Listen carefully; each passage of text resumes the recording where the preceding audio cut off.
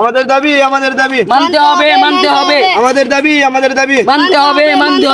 আমাদের দাবি মানতে হবে নতুন ভাই কেন ফেল করলো মানি না মানবো না নতুন ভাই কেন ফেল করলো মানি না মানবো না আবার গাতা দেখতে হবে দেখতে হবে আবার গাতা দেখতে হবে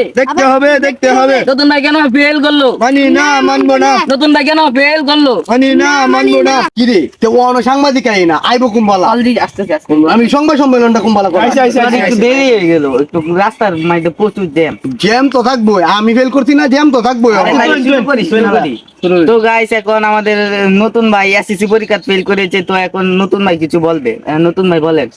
সম্মানিত সাংবাদিক ভাই ও বন্ধুরা আপনারা সকলকে ধন্যবাদ আমার ডাকে সাড়া দেওয়ার জন্য আমার যে সংবাদ সম্মেলনটা করতে যাইতেছি বিষয়টা হলো আমি কিন্তু এবার এসএসসি পরীক্ষা দিছি যদিও আমি ফেল করছি আমি ফেল করার কথা আছি না আমি এটার প্রতিবাদে ফেল করার প্রতিবাদে আমি সংবাদ সম্মেলনটা করতেছি আর আমি যে ফেল করতাম না আমার একটা দৃঢ় বিশ্বাস আছে কারণটা হইলো আমি যতটি পরীক্ষা দিছি সবটি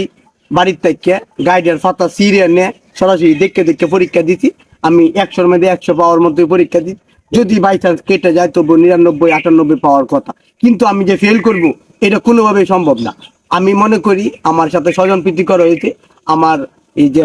খাতাটা ভালোভাবে দেখা হয় নাই আমি যদিও একটা পরীক্ষা একটু সমস্যা হয়েছে যে আমি ইসলাম যে ধর্ম পরীক্ষাটার দিন আমি বাংলাদেশ ও বিশ্ব পরিচয় লিখছিলাম দেখলে ধর্ম পরীক্ষার দিন বিশ্ব পরিচয় বলেছে আর হাস করতে